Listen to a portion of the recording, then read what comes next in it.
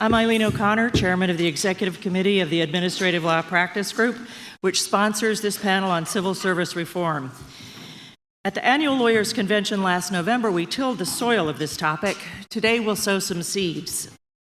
The Ad Law Executive Committee Working Group, who helped organize the panel, consisted of Ramon Martinez, Aaron Nielsen, Ken Davis, Adam White, Andrew Kloster, Paul Larkin, Tim Stratton, and me. Federalist Society executives, including Nathan Kasmerick and Dean Reuter, helped make it happen. While you were having your lunch, some lovely young people came around and handed out two documents. One is a short article that I had published in the Hill late last month that gives sort of a summary of our topic and the inspiration for this panel. You should also have received this document, which you'll be hearing about. White House Counsel Don McGahn was going to be with us and hoped to be with us today, but has been called away to meetings. As is evident from executive orders issued early in his administration and from his 2019 budget, streamlining government operations and improving the federal workforce are high on President Trump's list of priorities. Our speakers' bios can be found online in the conference materials, and for that reason, and to reserve as much time as possible for their discussion of this important topic, we're dispensing with all but the briefest of introductions.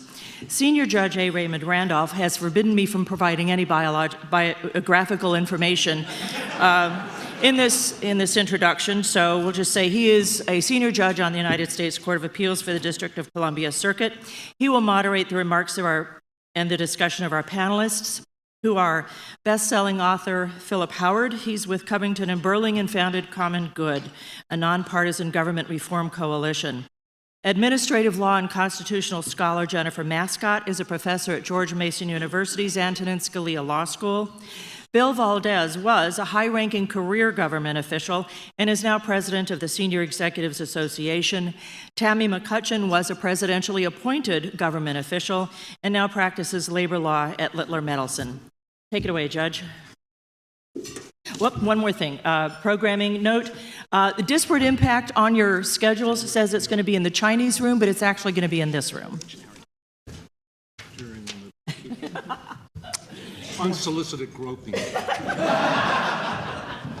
We're married. Well, I'm not going to say anything except about the topic. It's civil service reform, or as some might think, restoring the executive to its proper function. And a lot of it has to do with the failure of the current system to allow for much executive control over the workforce. But without further ado, Philip, would you? Great.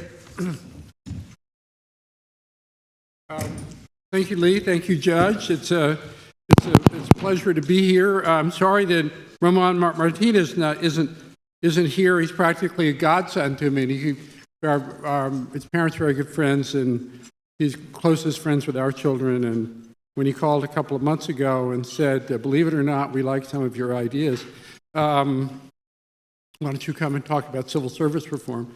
I was delighted.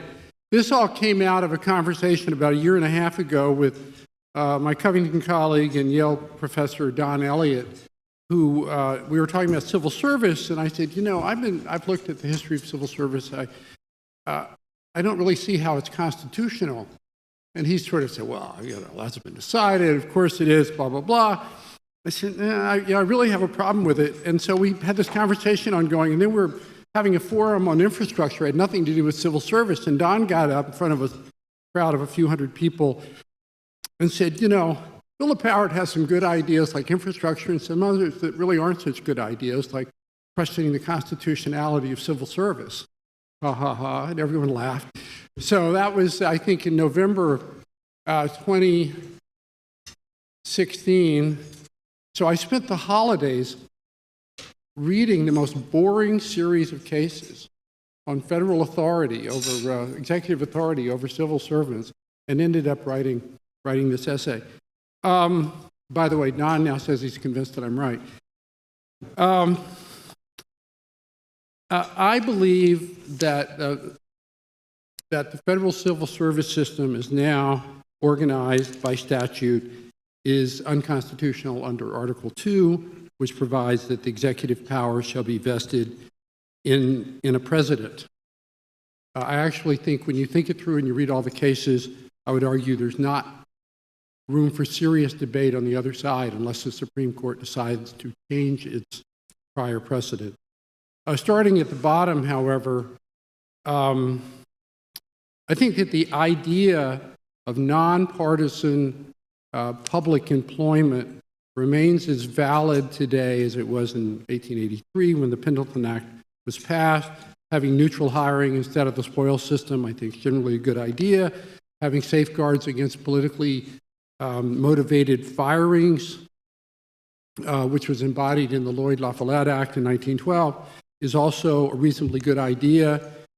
But what's happened, as I'm sure you all know, is that civil service is mutated into a system of impregnable tenure, layers of statutory protection, collective bargaining agreements that are hundreds of pages of long and only gotten more dense with each new bargaining session, and Supreme Court rulings from the 70s on due process have created so many layers that you can't even see your way towards any possible accountability. Civil servants are so protected from accountability that even people who've spent their lives wanting to reform the civil service system don't think it's possible, and they advocate reforms on the edges.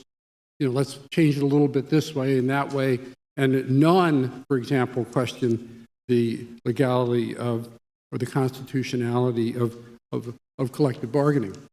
The second thing I'd like to say is that the harm of an unaccountable civil service is not that there are legions of public employees that need to be fired. I think it's amazing that the federal government works as well as it does, given all the constraints that public employees operate under.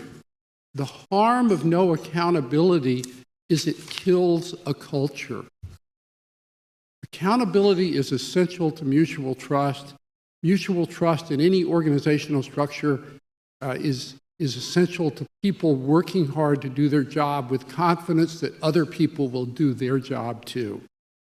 And when you know it doesn't matter what you do, what happens in most settings, not all, but in most settings, is that the culture inevitably declines and becomes gray and sluggish. Some departments are worse than others.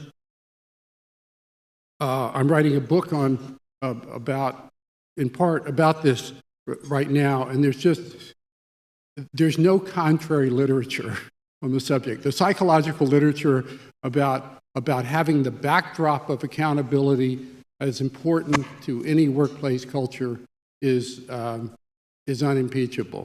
And so what you have is a government where everybody knows it doesn't matter what you do, so it takes extraordinary leadership or extraordinary commitment to the mission, as, for example, with some great departments like the Center for Disease Control, to make it work. The history of presidential power over civil servants is really quite clear. It's a straight line. There was a big dispute in 1789, which ended up being a narrow vote in Congress, called the Decision of 1989, where Congress agreed that it did not have the power to approve terminations of presidential appointees. It's worth quoting Madison during this debate, and elsewise, who carried the day. If any power whatsoever is in its nature executive, it is the power of appointing, overseeing, and controlling those who execute the laws. The president should possess alone the power of removal from office. The lowest offices, the middle grade, and the highest will depend, as they ought, on the president. 1789. The next development was the spoil system, which, believe it or not, was a good government innovation to get rid of the inertia of the permanent government that had evolved over the 30 years before Jackson, and to replace them with political appointees who could be removed It obviously quickly took a life of its own. And by the time that Lincoln was in office, the spoils system had become a nightmare, much like campaign finance for politicians today, always raising money. It was a nightmare for political appointees. They spent half their time interviewing job officers, but Lincoln got smallpox at one point, and he said, "Tell all the office seekers to come in at once, for now I have something I can give to all of them." There was this agitation for civil service beginning then and afterwards. Several attorneys general opinions saying that civil service would be unconstitutional under Article 2, written opinions, unless the president retained the power over the employees ultimately.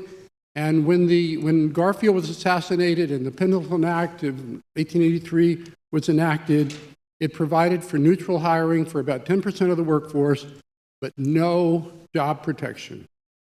And one of the original leaders of the civil service movement, George William Curtis, said, if the front door is properly tended, the back door will take care of itself. After that, there were the whole series of Supreme Court opinions about the power of the president to terminate presidential appointees who had fixed terms of office. And the rulings in these cases was uniformly that they could terminate them. Even it came up in the context of postmasters general and such before the end of the term. And the phrase used in one of the principal opinions still cited by the Supreme Court describes the exclusive and illimitable power of removal by the chief executive. The illimitable power of removal. Still good law. Myers v. U.S. There were exceptions. Humphrey's executor, famous New Deal case, said that the president could not remove before the end of his term a federal trade commissioner, and the reason was because it was a quasi-judicial officer. Morrison v. Cohen, the independent counsel case, also the president could not remove an independent counsel because it was a quasi-judicial officer. Both of those opinions explicitly reaffirmed the validity of Myers about the illimitable power of the executive over executive branch employees. The other step that's relevant here is this started with JFK, who had an executive order permitting collective bargaining as a payback to the public unions who supported him, 1862. Then the rights revolution quickly followed, and the Supreme Court, I don't have time to go into it now, series of incredibly unwise decisions about the fairness, about due process to public employees, forgetting that there's not just the fairness to them, but it's the fairness to everybody they work with, too. And then that culminated in the Civil Service Reform Act of 1978 with Jimmy Carter, which codified collective bargaining and codified the due process protections and others as a matter of statutory law. That statute, I believe, under this whole range of precedent of the Supreme Court and under Article 2, in my judgment, is clearly unconstitutional.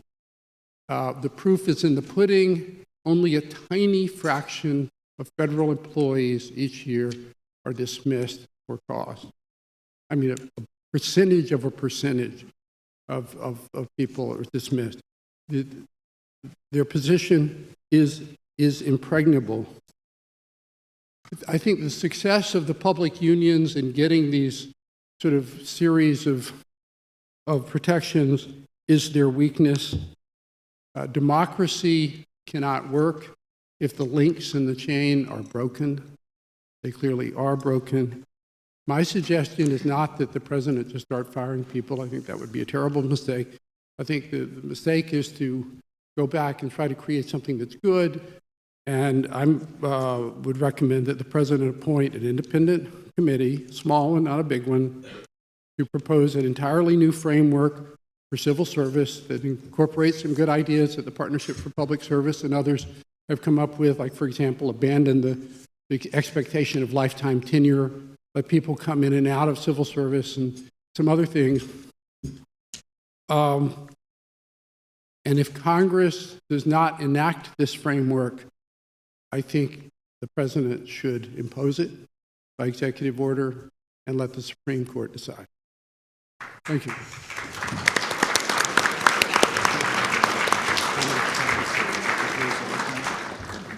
When I reread Philip's essay, which you all have, I went back and looked at the original Civil Service Reform Act of 1978 and was absolutely shocked that it not only covered executive agencies, but also the administrative office of U.S. courts. And so what you had is the executive agencies presiding over the adjudication of personnel matters in the judiciary. And I asked my law clerks about this, and last night they sent me a fax and it said that provision about the AO was repealed in 1990, and the legislative history, which Justice Scalia does not allow you to look at, but I did, said that it was repealed because it was a violation of the separation of powers, which is really quite interesting. So we'll hear from Jen.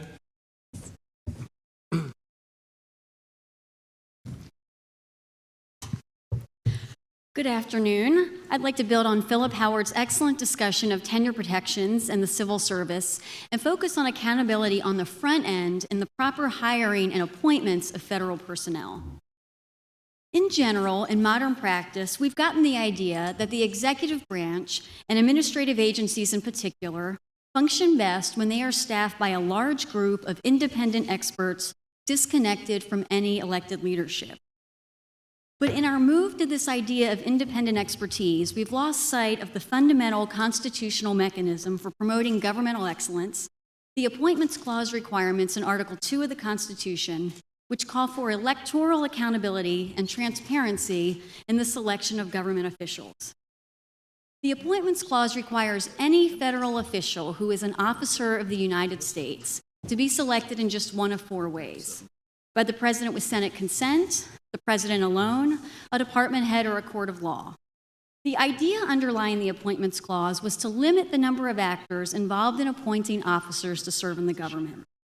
So under first principles, the framers of the Constitution believed that individual actors would take greater care than multi-member boards when they selected officers because the identity of the appointing official would be clear.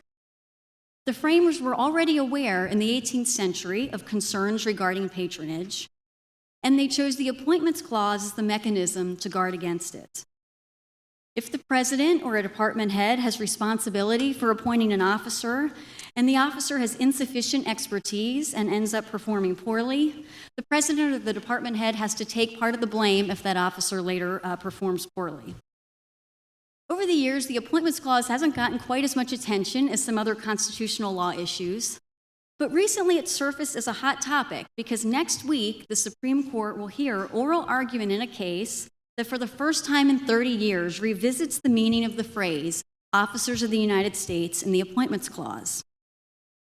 In Lucia versus SEC, the court will consider whether administrative law judges and the Securities and Exchange Commission are officers who have to be appointed by the SEC commissioners as the head of the department rather than by SEC staff. As administrative agencies over the years have issued broader and more all-encompassing regulation, and in particular after enactment of the Dodd-Frank Act in 2010, which broadened the scope of the SEC's enforcement power, litigants have been challenging the SEC with increased vigor.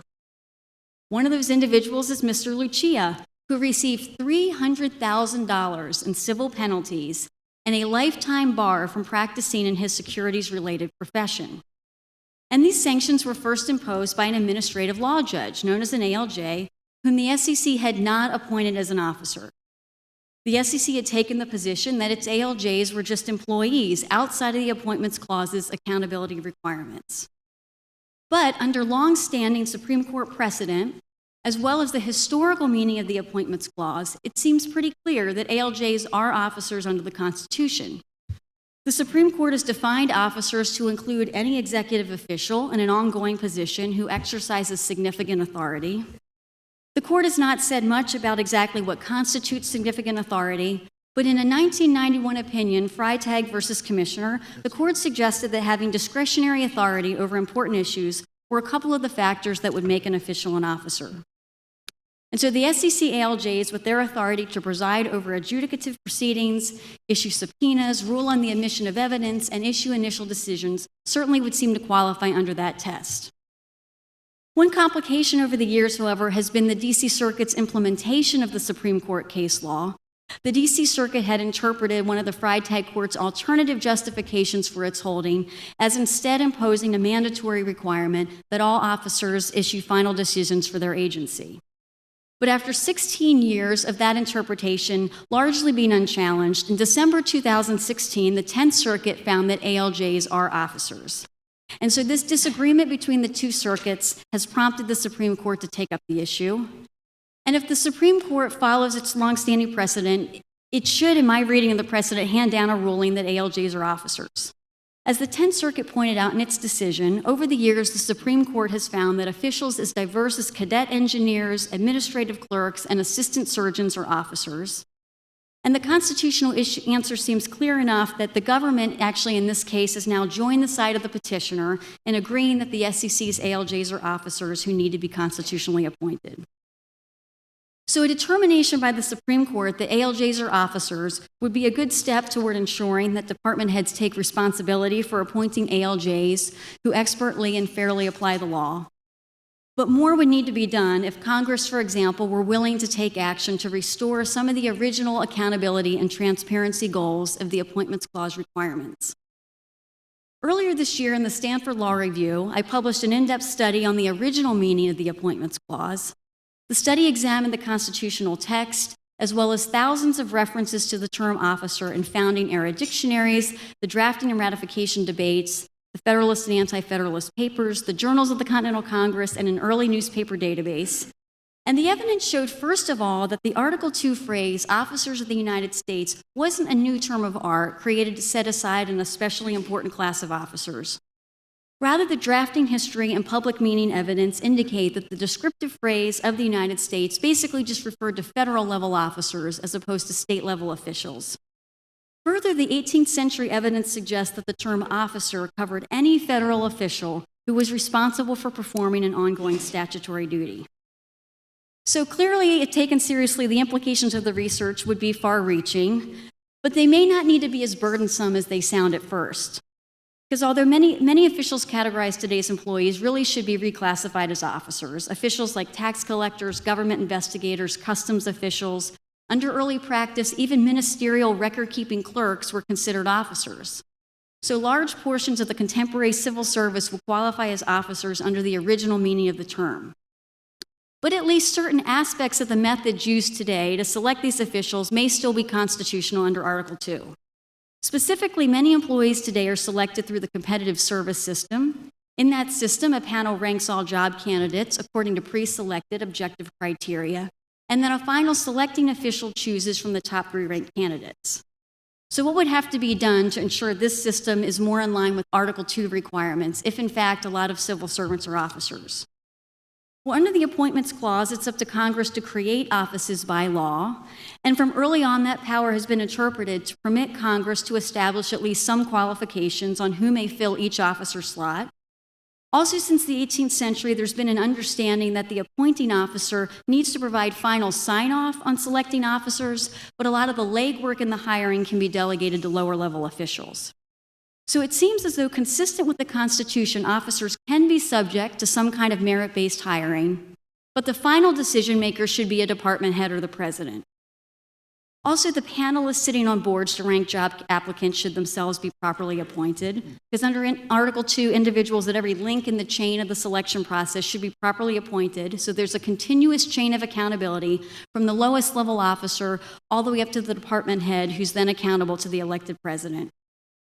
Several additional factors could also be considered if Congress ever were to look at updating the federal hiring system. First, it could look at whether it's too constraining to limit the appointing official to just choosing from the top 3 ranked candidates. It might also be worthwhile to consider whether each department head should have some say over the merit-based criteria that's used in hiring. Perhaps we should look at a way to streamline the hiring process. And then finally, perhaps each department should have its own internal selection board instead of relying just on the centralized Office of Personnel Management, which isn't directly accountable to the department head under which the job applicants eventually serve. It's not clear from the research that I've done up to this point that the last several ideas are constitutionally required, but certainly the final sign-off by a department head is an Article 2 necessity, and in general, the Appointments Clause requires a department head or the president to sit at the top of an officer selection system for which they maintain accountability. And so this term in Lucia, the Supreme Court has the opportunity to move administrative agency practice one step closer to democratic accountability, ensuring that the SEC commissioners take responsibility for hiring and supervising agency adjudicators who are imposing life-changing penalties would be at least a move in the right direction. Thank you.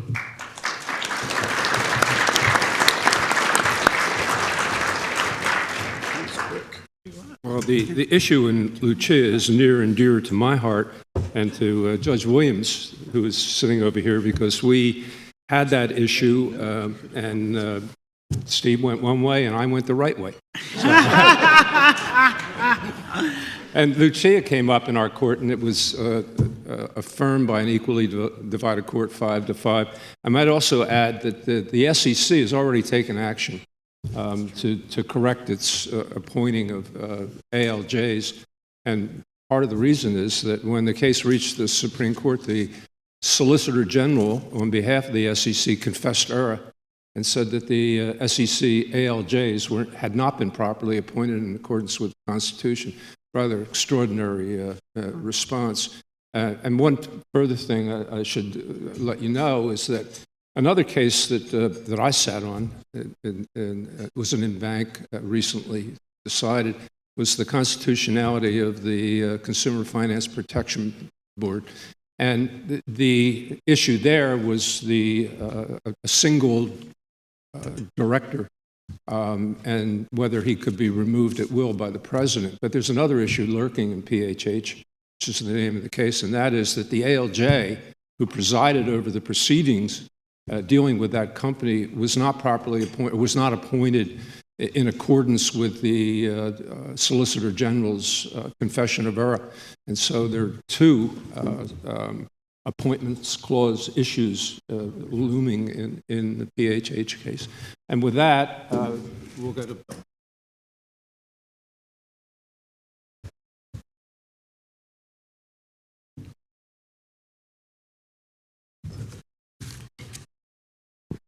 Thank you. And now for something a little bit different. My name is Bill Valdez. I'm the president of the Senior Executives Association. The SEA represents the 8,000 career senior executives in the federal government. And what I'd like to do today is talk to you about the top 5 reasons why the current laws and regulations arising out of the Civil Service Reform Act create challenges for supervisors who want to effectively manage their workforce. So reason number 1, the 1978 Civil Service Reform Act requires modernization, not reform. You're going to reform the Reform Act. No. What we need to do is take it to another level and bring it up to 2018 standards. I'm actually intrigued by the idea that we might be able to just wipe the slate clean, declare it unconstitutional, and start all over, because that's essentially what we need to do. I think we can all agree that a nonpartisan merit-based system is a solid foundation to build upon. The problem is what Congress, OPM, and others have layered on it over the past 40 years. The CSRA promotes HR practices that the private sector has moved away from for very good reasons, such as the shift to a highly technical, white-collar workforce. But federal HR managers must follow regulations and procedures meant for a largely blue-collar, clerical workforce that existed in 1978. The entire system is about compliance, and anytime there is a scandal, a problem, we layer on more processes and compliance requirements on top of the system. And then we wonder why government managers are risk adverse and not as agile as we'd like for them to be. The end result is a hopelessly complex system that no one understands, that stifles innovation and makes it impossible to incentivize high performers and deal with poor performers. Let me give you one example of an unfortunate interpretation of congressional intent by OPM of the CSRA. Who in the audience has ever heard of a performance improvement plan commonly called a PIP? Oh, very good. I'm very proud of you. The CSRA makes mention of the need for managers to work with underperforming staff before taking action to remove them. It's one sentence in the CSRA. OPM turned that one sentence into page after page of regulations that prevent a manager from dealing with poor performers, and then allowed unions to make PIPs a part of collective bargaining agreements, even adding a pre-PIP called a PAP at some agencies. I don't know what PAP stands for, by the way. The end result? Managers are handcuffed. And I really don't think that's what Congress intended to happen. But before you think I'm going soft on Congress, I believe Congress is also complicit. Congress has created, are you ready for this? 105 white-collar pay categories since 1978 to try to fit special needs at agencies. For example, in IT or science and technology, but all they've done is really confuse things. It's impossible to legislate a dynamic job market like IT. But still Congress tries, and they just add more confusion to the mess. So first, let's modernize the CSRA, not reform it. Second, forum shopping allows poor performers to avoid consequences. Sorry about this, Dennis. But it took 12 years to remove one poor performer at the Department of Energy I supervised. And she was removed after I left the government, and the individual who was responsible for that is now in the audience today. Because what started as a disability claim moved to a claim of age discrimination, became an IG whistleblower allegation, and finally was adjudicated as an EEOC complaint. A small and effective Civil Service Commission in 1978 was replaced by the MSPB, EEOC, FLRA, OSC, and OPM, among others. This alphabet soup of agencies involved in resolving performance disputes doesn't benefit anyone except poor performers who want to avoid and delay dismissal. I'd favor restoring the Civil Service Commission and making it the one avenue of appeal for poor performers. Now, you can still have the EEOC and the MSPB and those sort of things for those kinds of disputes, but for poor performers, just rail them into one place.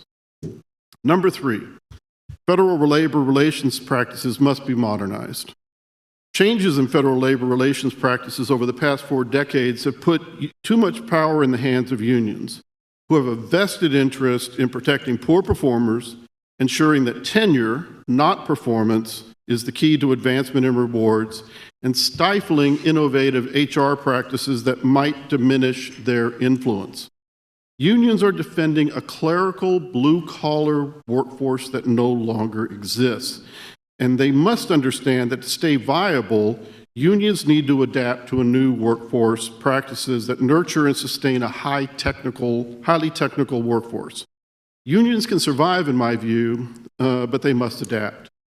What the Department of Education did in March might be a template for other agencies, calling the unions bluff. After years of delay tactics, education officials had had enough, so they drafted a collective bargaining agreement, presented to the union, and said, take it or leave it. The resulting agreement stripped the union of its perks, such as office space, unlimited representation time, computers, and cell phones, and said, get back to your basic job of representing employees. Reason number 4, Congress needs to get its act together. First, they need to pass a budget, and they need to do it every year. It's tough managing a workforce when you're always under a continuing resolution. Congress hasn't authorized and appropriated agency budgets on time since 1997. We can't blame career executives in the executive branch for inefficiencies they have no responsibility for creating. Second, stop passing terrible legislation like the 2017 VA Accountability Act. It was politically driven and was not focused on the real issues at the VA. Access to care and hiring enough medical professionals to provide the care our veteran heroes need. Instead, the VA Accountability Act has made it extremely difficult for the VA to bring in the high-quality talent it needs, and VA currently has more than 45,000 vacancies. Who wants to work at an agency that is constantly under attack? Evidently, the marketplace has spoken. Third, hold serious hearings on CSRA modernization to determine what it'll take to update that 40-year-old legislation. Congress isn't going to be doing much between now and the midterms, so we have an opportunity to be thoughtful. We need to more than tweaking around the edges, and we need to stop plucking low-hanging fruit and get serious about modernization. Probationary periods are a great example of the breakdown on the Hill. Republicans in Congress view those working against an expanded probationary period for employees as supportive of bad employees. Democrats believe that they are doing the right thing by supporting the union line. Federal managers, meanwhile, view the change as necessary to be able to make effective staffing decisions. Unfortunately, lawmakers laugh when the subject is brought up because they know it's so politically difficult to attempt to make any kind of progress. The result is gridlock with good governance policies like expanded probationary periods often held hostage. Number 5, civil society groups like the Federalist Society need to step up and be part of the solution. SCA will be sponsoring a series of dialogues in 2018 in partnership with the Hoover Institution to examine CSRA modernization, reducing administrative burden on agencies, and untangling regulatory requirements that inhibit the ability of supervisors to manage a 21st century workforce. The recently released President's Management Agenda also offers an opportunity for civil society groups to come together in common purpose. The PMA is an excellent blueprint for change that everyone should get behind, and we are working with the administration and a number of civil society groups to promote its implementation. We would like very much to have the support of the Federalist Society, in this journey. Our goals, first, we want to create a civil service that is agile and responsive to the disruptive changes that we know are on the horizon. International terrorism, the evolution of the Internet of Things and the dark web, and natural disasters, just to name a few. The civil service, as currently constituted, frankly, is ill-prepared to respond to these kinds of challenges. Second, we want to restore the notion that there is actually nobility to public service. Public service is an honorable and absolutely necessary part of our governance system. It's time to quit bashing civil servants and start supporting them in their important work. As Philip Howard said, the government functions amazingly well, despite the fact that we have such an incredibly bad system. Imagine what we could do if we had a great system.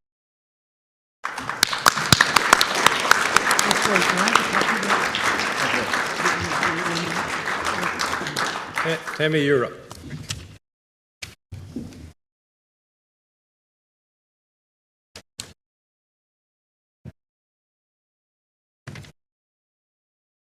Hey, good afternoon. Thank you for inviting me. One thing I will tell you about myself in the introduction, I have been volunteering for the Federalist Society now for over 30 years.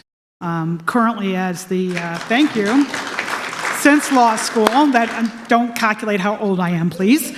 And I'm currently the chair of the Labor and Employment Practice Group.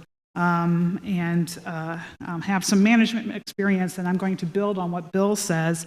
And I'm actually in agreement with most of the things you said, Bill, which I'm a little bit surprised of. So, my focus today, like Bill's, is the ability of federal managers to discipline and terminate federal employees.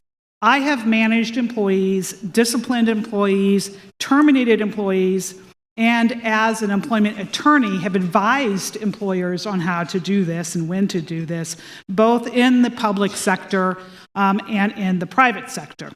In the public sector, I headed the Wage and Hour Division of the Department of Labor during the Bush administration, an agency which at the time had an annual budget of about $160 million, much more now, with about 1,400 employees in 250 offices around the country, represented by 2 unions, one here in DC and one in the field. Let me tell you, based on my own experience, it is very different. Read that, much, much more difficult to discipline and terminate federal government employees than it is to terminate employees in the private sector. I think the best way I can illustrate this is to share some stories of my employees at the Wage and Hour Division at DOL, whom I was advised I could not be terminated. Mind you, that advice did come from career employees, and I will tell you, Bill, that none of these examples are for senior executive service employees. My direct reports, who were part of the SES, were all amazing employees, dedicated employees, and never gave me a moment of concern that they were not willing to adopt the policies that I wanted. They fully supported me. So having to say that, let's talk about my badge flasher. Okay, when wage and hour investigators and management and managers, including myself, we carry badges, just like a police officer, just like a sheriff. You know, you flip open a little billfold, and there's your badge and your credentials. Mine is now on a plaque in my office. Actually, it's here. I brought it with me, so if anybody wants to see it afterwards, they can come up. So I had an employee, a manager actually, show up at a shoe factoring plant in Mexico and flash his badge, his U.S. DOL badge, to gain entry into a manufacturing plant to do an audit. So you question yourself, we do audits in Mexico? The answer is no, we do not. And in fact, of course, flashing your badge in an inappropriate way is a federal crime. Oh, and more, his trip was funded by a private monitoring company. That's like an employee advocate organization that monitors compliance with the FLSA, the Fair Labor Standards Act. So, yes, I was told I could not fire him immediately because he had not been arrested or convicted. So he couldn't be fired. Now, we decided to part ways anyway, but the manager didn't seem to care because he was quickly reemployed by the monitoring company to do the monitoring. The second is my bank robber. Yes, I had a bank robber. This was an investigator who called in sick, received sick pay for the day, and then was arrested driving in a getaway car at a bank robbery. I was advised that I could not fire her until she was actually convicted. Well, of course, in a private sector, you know, that would be a no-brainer. It'd be automatic. You'd be out. Well, I fired her anyway. But I fired her for lying about being sick and collecting the sick pay, not for being a bank robber. Those of you familiar with DOL and our employment law world might get my joke when I say that I fired her for wage theft. Third is my deep state attorney, who tried to undermine, and this is the only person while I was at the DOL who did actively try to undermine a policy that I wanted to implement. One of my statutory duties as administrator of the Wage and Hour is to draft opinion letters. And like a revenue ruling, an opinion letter can give an employer a complete affirmative defense against liability. Well, this attorney, and by the way, this was back before the deep state thing was even even thought of as a term. So I wanted to draft an opinion letter taking a position regarding a particular overtime exemption. The DOL attorney would not approve my letter, stating to us that it was not legally supported, which is his or her job to do. But you see, at the time, I had this very talented attorney as my deputy. His name's Eric Dryband. You might have heard of him. He went on to become general counsel of the Equal Employment Opportunity Commission, and his nomination to serve as assistant attorney general for the civil rights at DOJ is still pending. Anyway, he did his own research, and he found for me a federal circuit court opinion that said exactly what I wanted to do in my opinion letter. Exactly, on point. So we gave this career attorney multiple chances to reveal the case to us in meetings. Are you sure you've done full research? Have you found anything else? Is there any case out there that contradicts your view? He did not. So our conclusion, my opinion, is he was either incompetent for not being able to find a federal appellate court case on the issue, or he was intentionally misleading me as to the state of the law. Now, not a single negative action was taken against this attorney, and he served at DOL for many more years before retiring. Now, in the private sector, all three would have been disciplined, terminated, they would have lost bonuses, something, in a blink of an eye. In the public sector, even committing a crime is not an automatic ticket out the door. And please don't get me started on the poor performance, because boy, I agree with Bill on the complete inability of senior executives in the federal government to manage poor performers. I know these seem like extreme cases that don't happen every day, but there are many documented instances of federal employees not getting fired when termination would be automatic in the private sector. Watching pornography on government computers during working hours, running a sex talk line during working hours on a government phone, online posts calling for the murder of all white people, falsification of government documents, insubordination, leaking confidential documents to the press. I could go on, but I don't want to run out of time. Needless to say, I strongly support any proposals by the Trump administration or any administration to empower federal managers, political or career, to discipline and terminate their employees, poor performers, conduct violators, of course, but also like bank robbers, but also for employees who intentionally leak confidential information or put up other roadblocks to the implementation of the policies of their political leaders. Now, according to the fiscal year 2019 budget documents put out by OMB, which I recommend for you all, each year less than 1 in 200 federal employees are fired. Employees in the private sector are 5 times more likely to be fired than federal employees.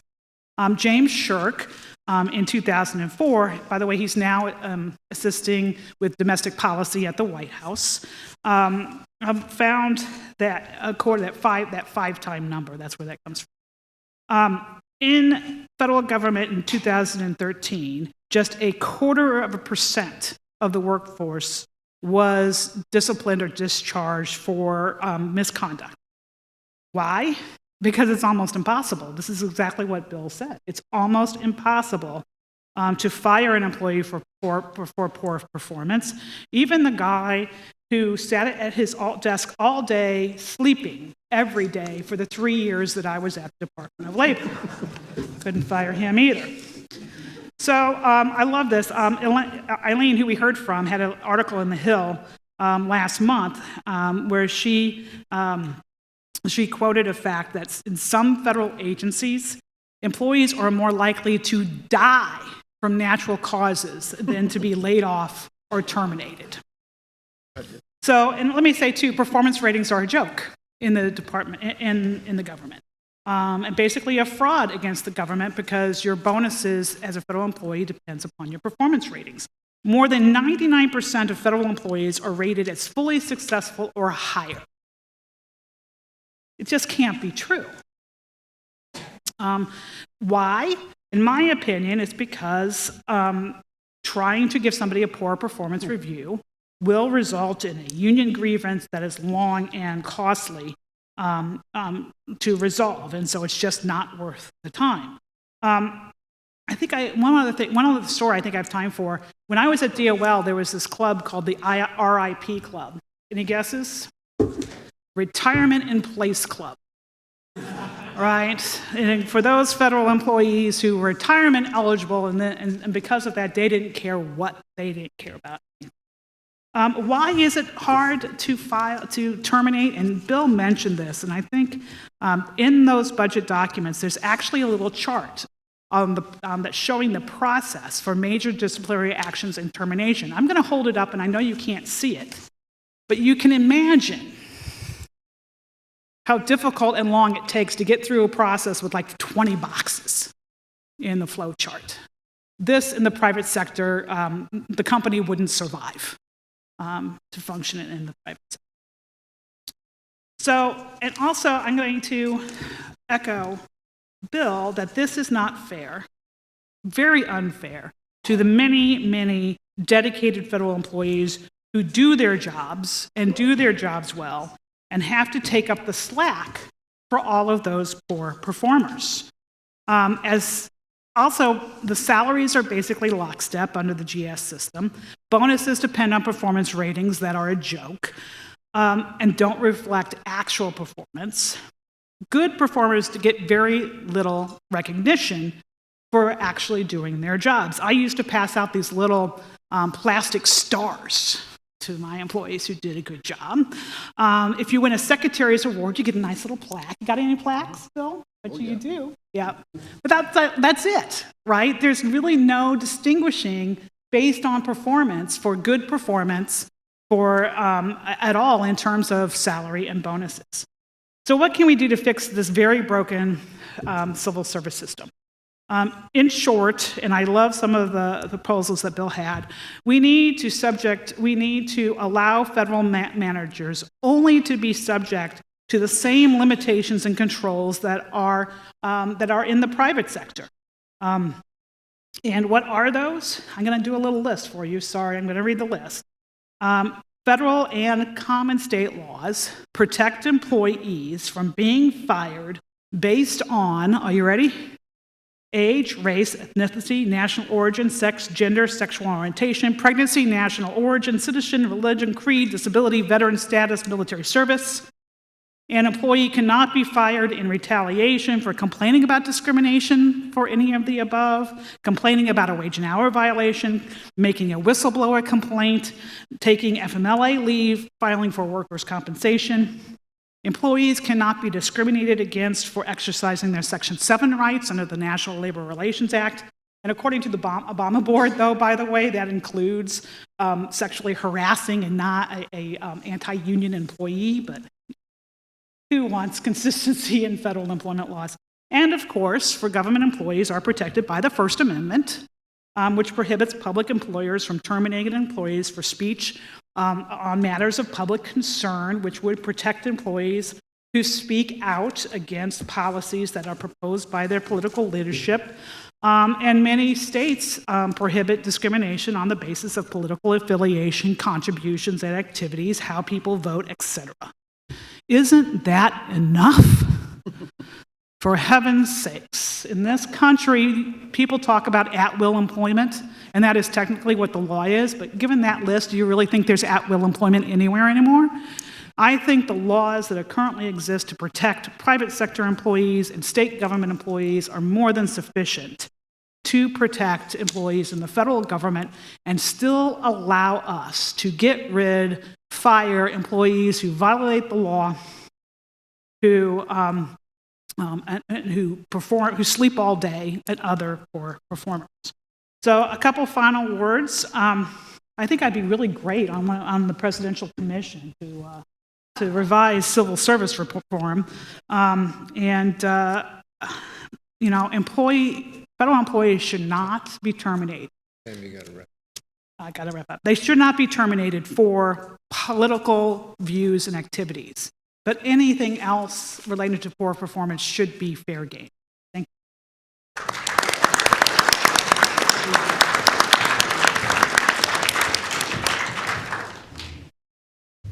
Any members of the panel like to comment on any of the presentations? If not, go to questions from the audience. I actually have one. Could you talk a little bit more, Bill, about official time?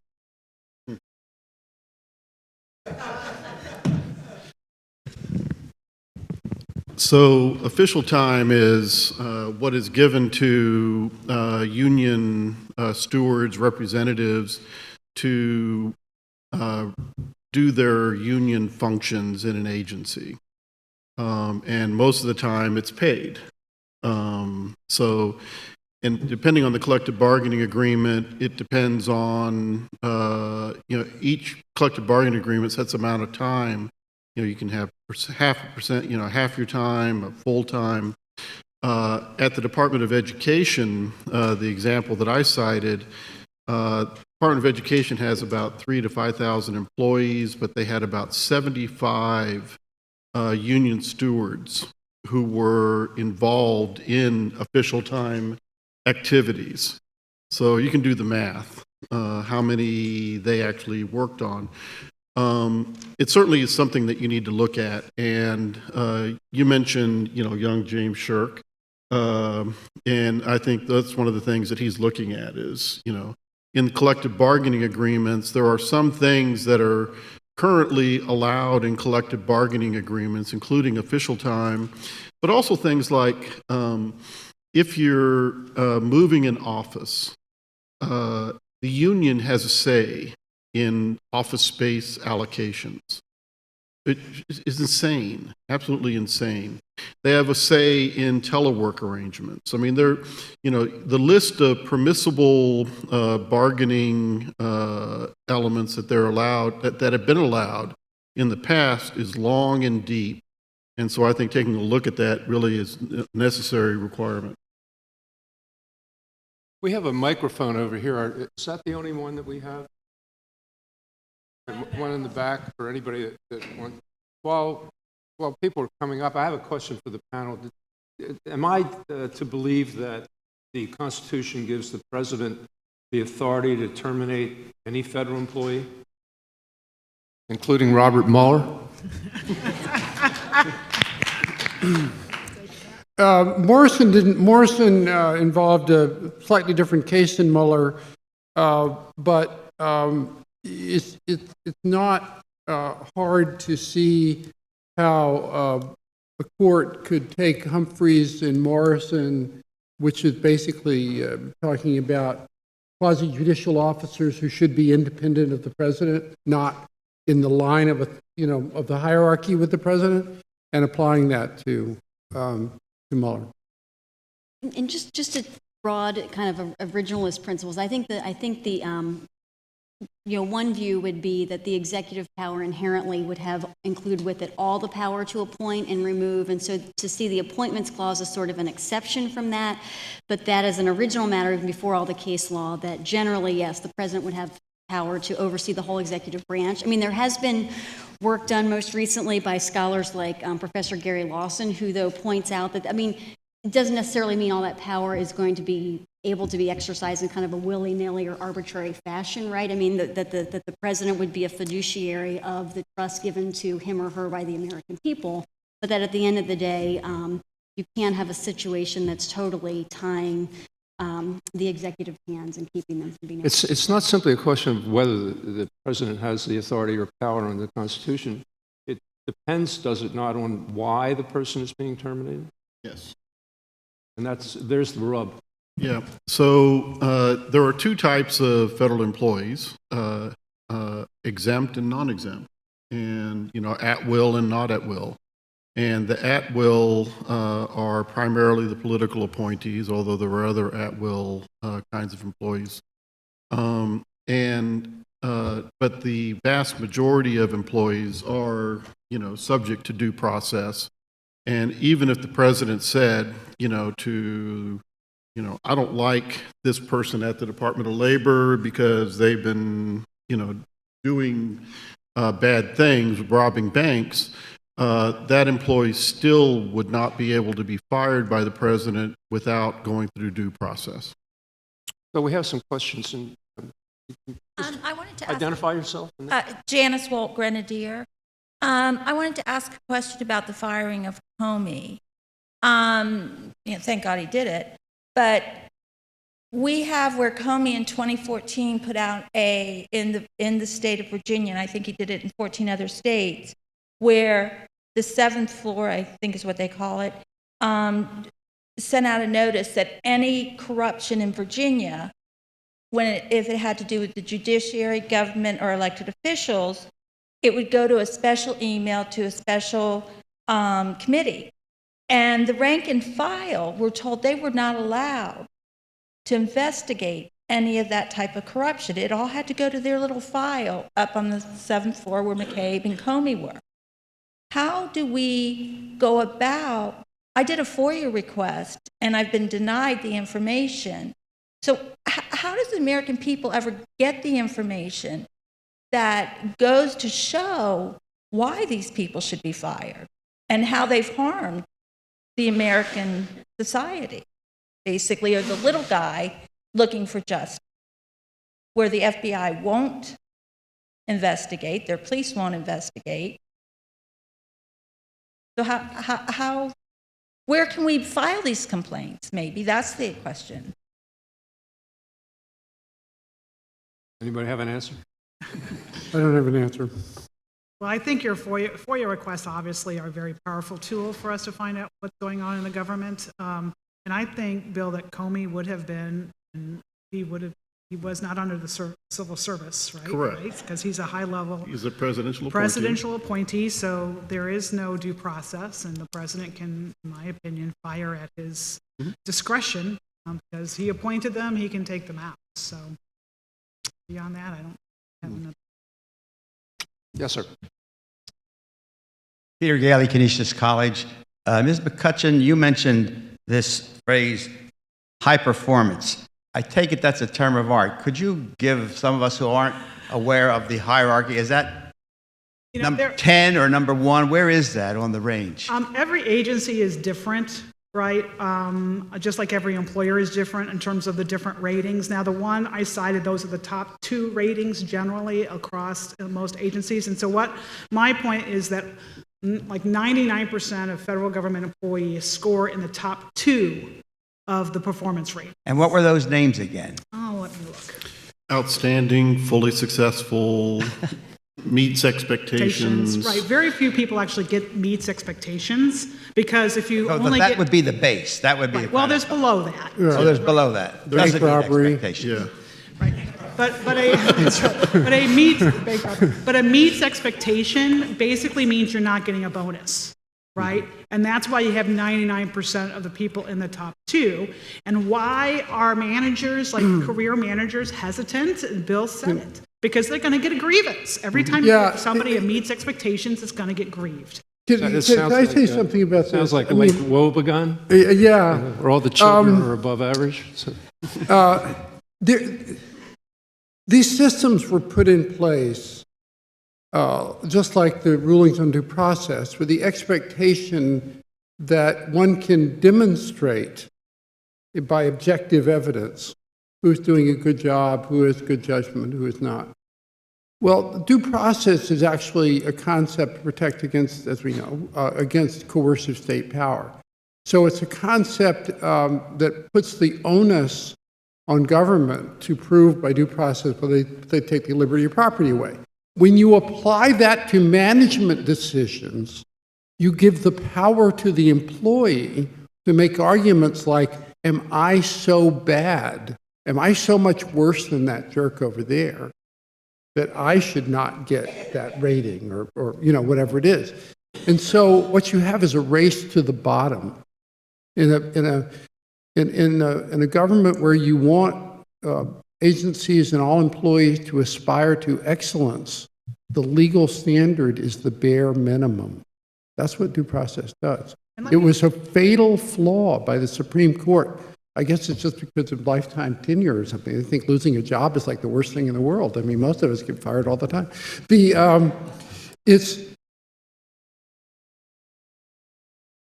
was a tragic error to put due process into management decisions because the manager can no longer manage. as a matter of law. Let me add one thing. I tried to manage, and one of the things I did was I actually imposed a performance standard on investigators. I told them that unless there was some sort of special circumstances, all investigations should conclude within 90 days of when they were assigned to do it, because the public deserves, if they're going to be investigated, not to have to wait months and months and years. And by the way, that took, when it got imposed, it took the average investigation resolution time from almost 400 days to 100. I was grieved for daring to suggest that the wage and hour investigators should actually try to do their jobs quickly. And when you're grieved on, I mean, we won the grievance eventually, but it was a long, expensive, time-consuming process. And that's why a lot of times the career managers just don't even want to try. And I would just note that the amount of money really isn't that much. I mean, if what we're talking about here, the way that the unions have gamed the system through the collective bargaining agreements is that it's levied out, on a basis that, you might get at the end of the year a $100, $150 bonus, but that's what they come to expect. Everybody gets a bonus at the end of the year. It's a Christmas present. And I think the argument could be made that bonuses for public service are antiquated and should not be given out. Instead, there should be monetary awards for high performance. And that should be done on a case-by-case basis to quantifiable, rigorous standards. That's not the way the system's currently set up.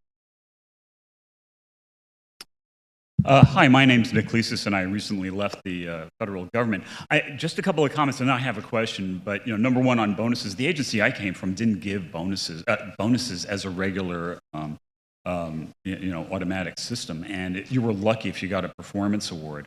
Number two, regarding annual evaluations, I think managers, of course, there's really poor performers and managers who just don't know what to do with them. They're even counseled by HR. Tuck this person away and put him over there or her someplace, because she or he will just raise another equal employment opportunity complaint, and we just don't know what to do with it. But the other issue is morale. So if you give everybody a B, and before they had been getting A's, they get upset, and then managers, I think, are just kind of at pains to have to bring expectations down. Now, my question. We're all lawyers in this, or practically all lawyers. And so when a system is broken, we figure out that there are workarounds. And the federal government, many agencies do have these workarounds. So many agencies hire institutional contractors to fill positions, personal services contractors. They get people, like USDA has certain people, they're called PASAs. They can bring them over and hire through USDA and kind of farm out the hiring and firing of people. And then, and then there are temporary appointments. Which, of course, the Department of Labor would say violates the Fair Labor Standards Act, because they're employees and not independent contractors. Thank you. It's worth following up with you a little later. But anyway, so there's all these ways that the system is being, maybe subsumed by these cracks. And my question to you guys is this good? Is this bad? Is this just another reason for reform? Thanks. Well, the system adjusts exactly as you've stated. And I think it has had some pernicious effects, which is primarily the rise of the contracting workforce. And you're absolutely right. The lines between what a contractor does in many agencies and what federal staff do has become very blurred. And there's a phrase, inherently governmental. Who can do inherently governmental tasks?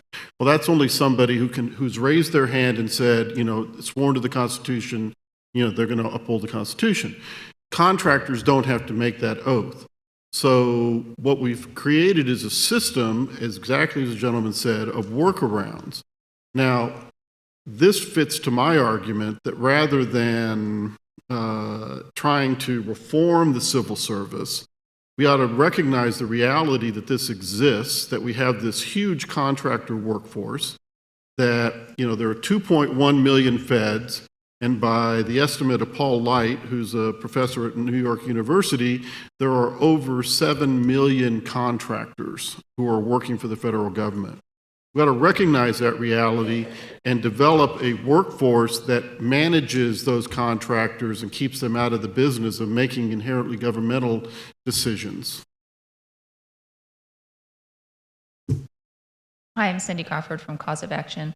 I was wondering what your thoughts are on the possibility of the functional equivalent of term limits for civil servants, where the limit would be based on cumulative years of service and not in any one particular job.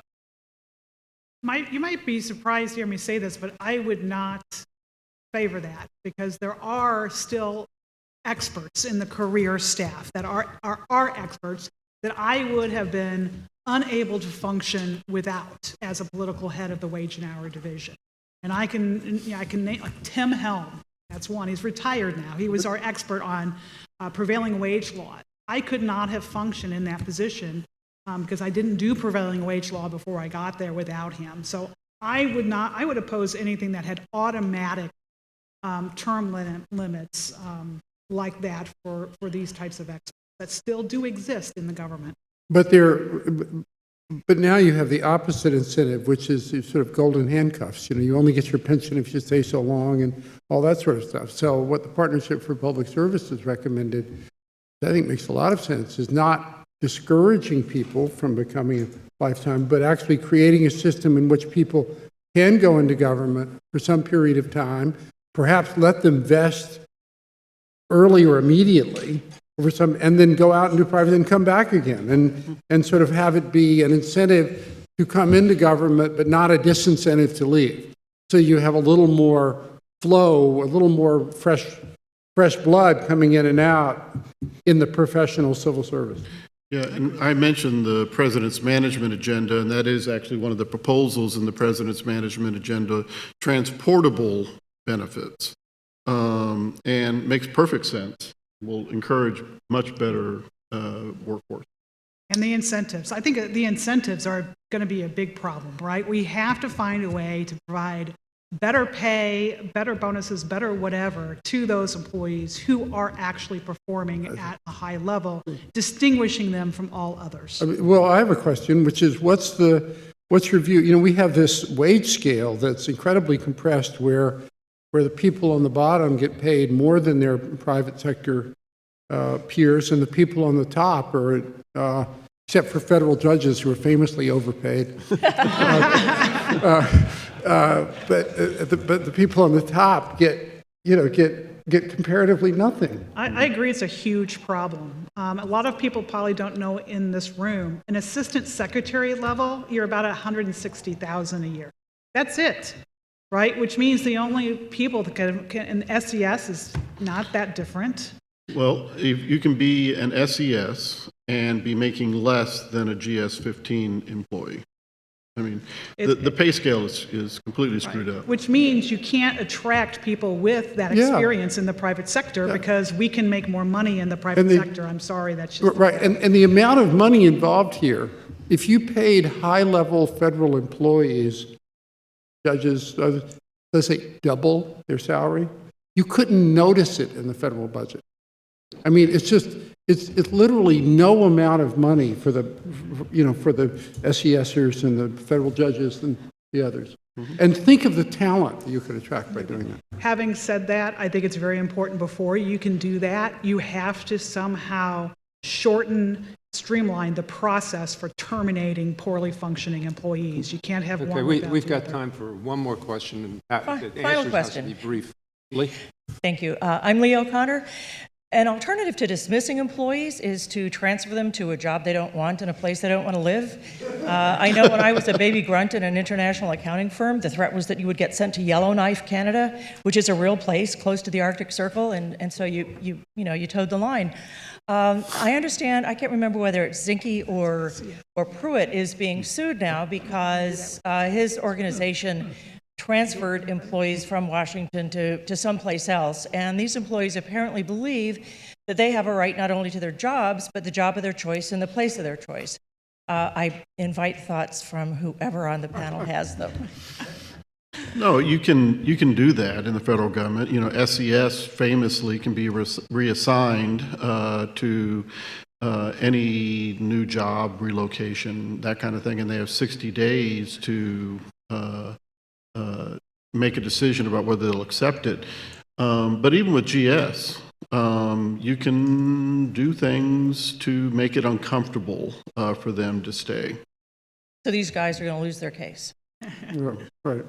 Well, and what I would say too is, that's a nice idea, but you can't send everybody to Oklahoma because they're going to be sitting at a desk with no work to do. That's right. Yellowknife becomes Dubai. You see it now.